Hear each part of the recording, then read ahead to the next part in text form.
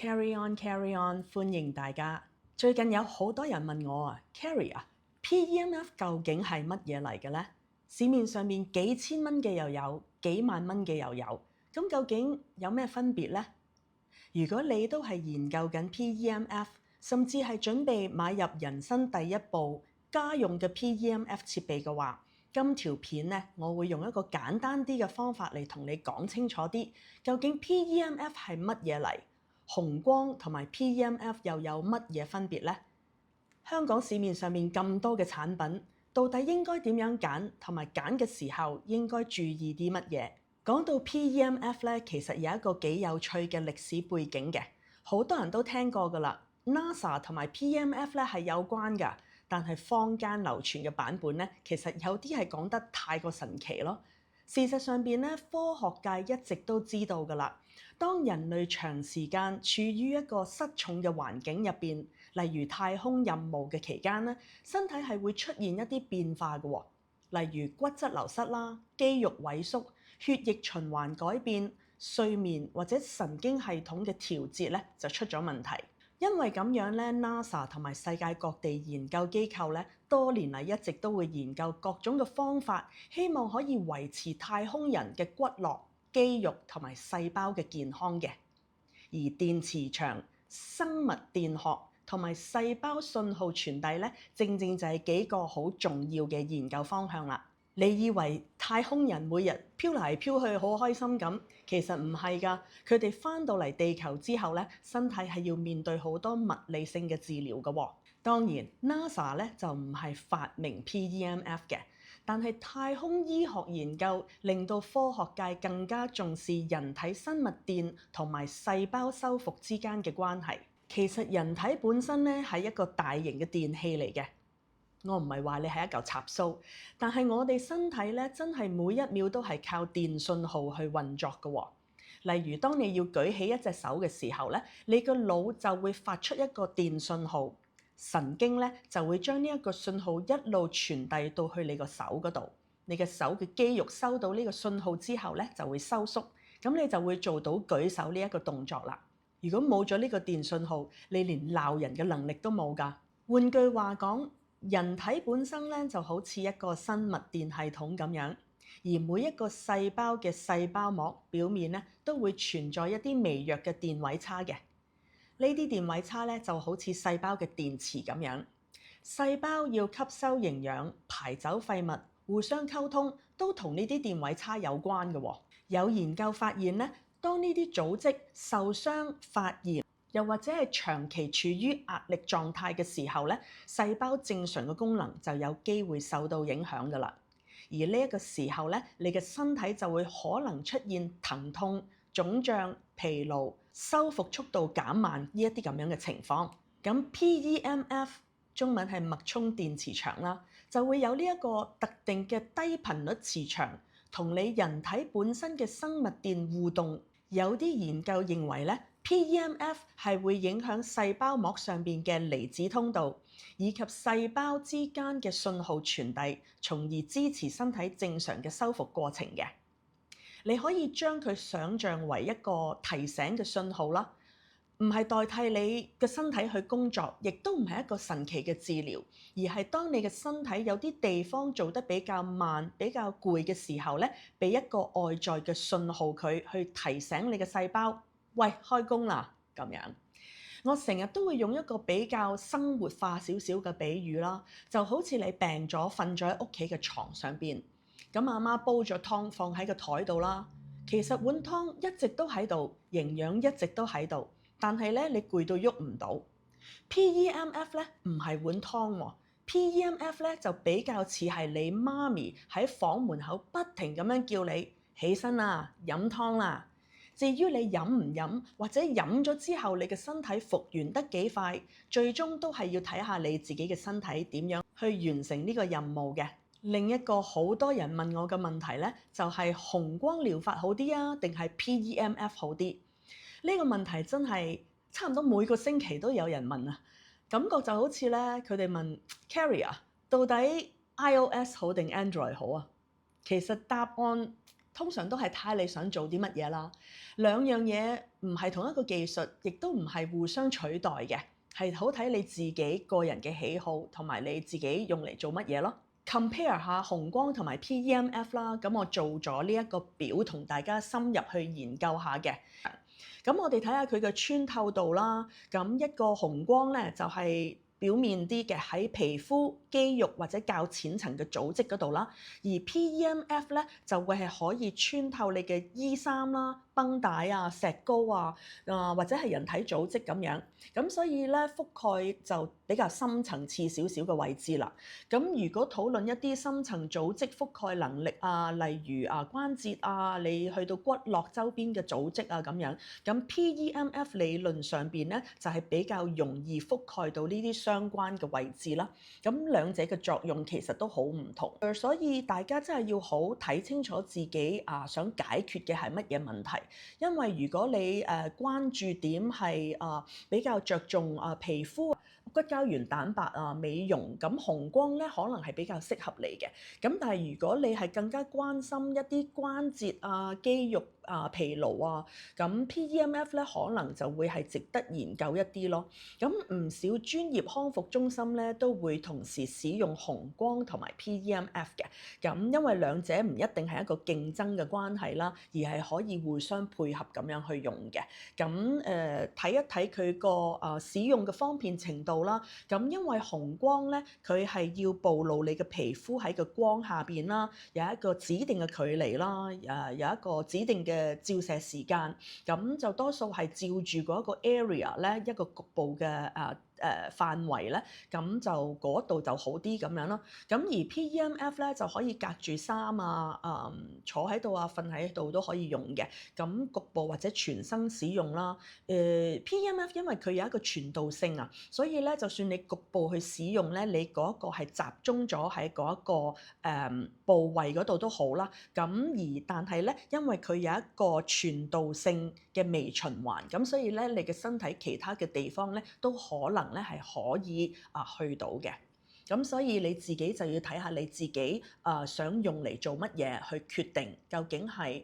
邊一個療法係會適合你多啲。啱啱都提過啦，咁市面上邊有咁多 PEMF 嘅產品咧，咁究竟係應該點樣揀，同埋個關注點應該係喺邊度咧？咁我就總結咗大約係有4個關注點嘅，我係覺得大家咧係要留意下先至去買呢啲產品啦。咁第一咧就係睇下個安全認證同埋醫療背景啦。咁市面上邊啱啱講過，由幾千蚊到幾萬蚊都有嘅。咁外表其實睇落咧個個都差唔多㗎啦。咁但係其實背後有好大嘅分別嘅。咁第一樣我會建議大家睇嘅咧就唔係價錢而係安全認證。我知道一講安全認證呢啲咧，大家就想瞓覺㗎啦。咁但係買健康產品咧就唔係買手機殼啊嘛。咁手機殼你話幾廿蚊咁蝕咗咁咪算咯。但係呢一個產品咧可以講係唔係淨係蝕咗錢你係蝕咗時間同埋一個希望咯。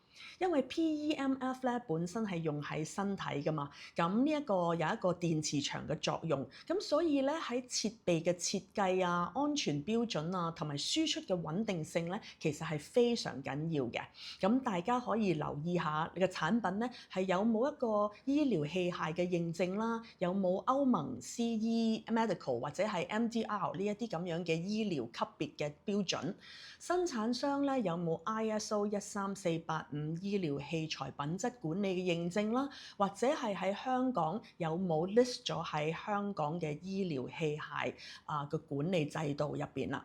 雖然香港咧暫時咧就未強制要求所有 PEMF 家用設備咧係去登記啦，咁但係如果有一部產品係願意接受呢個醫療器械標準嘅監管，通常都係代表廠商對產品嘅安全性同埋品質嘅控制咧係有較高嘅要求嘅。第二樣嘅關注點咧就係臨床嘅研究，而唔係淨係睇廣告咁簡單㗎。咁另外亦都可以留意返廠商有冇一啲公開技術嘅資料、研究文獻，又或者係一啲臨床嘅數據啦。因為真正做醫療同埋做康復市場嘅品牌咧，一般都係願意公開相關嘅資料俾專業人士去查閲嘅。喺網上邊咧，如果你 search PEMF 嘅話咧，幾乎每一個品牌都會話自己係最好噶啦。而家網上邊咧有好多廣告咧都會話震驚啊！我用咗7日就竟然有唔知乜嘢效果咁樣。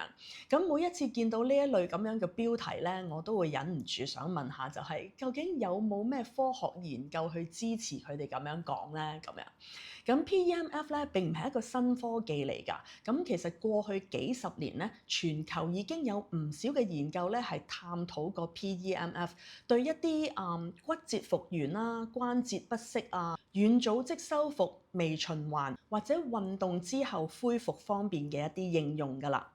咁當然 PEMF 咧唔係啲乜嘢好神奇嘅治療啦，更加唔係能醫百病嘅。咁如果一個品牌又或者一個產品係能夠提供公開嘅臨床研究、發表過嘅一啲醫學文獻，甚至係有醫院或者係物理治療中心去採用嘅時候咧，咁至少你可以知道佢背後係有一定嘅數據支持啦，而唔係純靠 marketing 咁簡單咯。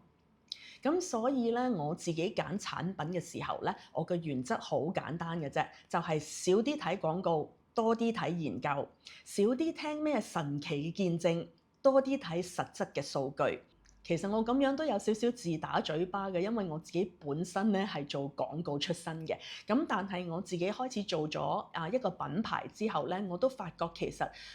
你要對自己嘅產品負責任咯。咁所以咧我會留意下後邊嘅數據嘅支持咧，我覺得係比較緊要嘅。第三咧就係要睇技術規格啦，而唔係淨係睇外觀靚唔靚仔喎。呢一個可能係最少人留意嘅，但係其實咧係一個最重要嘅部分嚟嘅。因為 PEMF 產品咧睇落去咧都係一張氈啦、一個環啦、一塊板啦。咁真正決定入邊嘅效果係做唔做到咧，其實係好睇佢輸出嘅規格嘅。PEMF 嘅設備咧通常就係會以Micro Tesla 或者係 Milli Tesla 嚟作單位嘅，咁一個 Milli Tesla 咧就有1000個 Micro Tesla。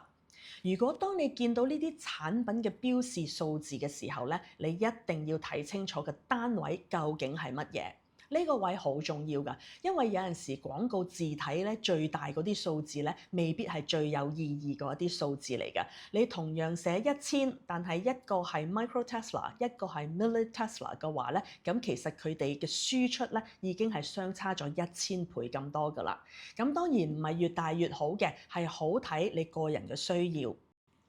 另一個要睇嘅咧就係一個頻率範圍啦。咁唔同嘅研究咧就會用唔同嘅頻率嘅。咁有啲設備咧就可能會淨係提供一個固定嘅頻率嘅啫。有一啲咧就係調校咗好多個唔同嘅頻率模式咧，係俾用家去揀嘅。咁好多產品廣告咧就淨係會寫頻率，即係 frequency 啦，就冇寫啱啱我哋講嗰啲磁場嘅強度，又或者係淨係睇磁場強度又冇寫頻率咁樣。如果產品係完全冇公開呢一啲資料嘅話咧，咁大家就要特別留意啦。如果一間公司頻率又冇，強度又幾多又唔講嘅，咁就好似人哋同你講我份 resume 好勁啊，幾勁啊？總之好勁咯。咁你都會想睇下個 CV 㗎嘛？咁我哋除咗啱啱講嘅強度啦、frequency 啦，咁就仲要睇下咧佢嘅磁場覆蓋嘅範圍。咁有啲產品咧，主要咧係針對局部使用嘅。咁例如膝頭哥啦、肩頸啊、手腕啊，咁佢哋有唔同嘅 applicator，又或者係有一啲係全新嘅一張氈。咁邊一個好咧，就冇一個絕對嘅答案嘅，好視乎你自己針對究竟係一個局部嘅問題啊，定係作為日常保健咁樣使用，咁就用張氈咯。咁第四啦，就係呢一個品牌嘅透明度。我自己咧就好重視咧，究竟一個產品咧，尤其是呢一啲 medical 嘅 device 咧，係有冇一個技術嘅白皮書啦，有冇一個完整嘅規格表啦，有冇研究文獻啦，同埋售後嘅支援。咁如果呢啲最基本嘅規格都唔願意公開或者冇嘅時候咧，咁消費者其實咧就好難判斷咧嗰一個產品嘅品質同埋質素咯。咁總結產品嘅關注點咧，如果你問我香港咁多 PEMF 嘅產品，究竟點樣揀呢？咁我就會綜合咗啱啱我哋講嗰4點，就係睇下有冇安全驗證啦，有冇研究嘅文獻啦，有冇技術嘅規格，同埋品牌有冇透明度啦。咁就唔好單純淨係比較價錢啦，又或者嗰個產品靚唔靚仔，更加唔好因為廣告講到天花龍鳳咧，就即刻走去買。PEMF 本身咧係一項已經發展咗幾十年嘅技術嚟㗎啦。咁唔同嘅產品之間嘅設計啦、輸出能力啦，同埋產品品質嘅控制咧，都可以有好大嘅差別㗎。咁你做多啲資料搜集，了解清楚自己嘅需要，先至最容易咧揀到最適合自己嘅產品嘅。咁如果你想了解更多 PEMF 背後嘅科學原理啊、常見嘅誤解啊，研究下啲資料咁樣咧，咁你可以去到carryon.fund 嗰度睇下有冇啲免費嘅資料可以俾到你啦。我知道咧唔係個個都中意用幾十個鐘頭去睇啲研究論文㗎，咁我就會持續咁樣咧整理下有冇啲新嘅研究啊，或者一啲實用嘅資料咁樣盡量去講俾大家聽，咁就唔好講得咁複雜啦。咁就希望大家可以用一個科學少少嘅角度去了解呢啲健康嘅科技，就唔係淨係靠廣告去決定咯。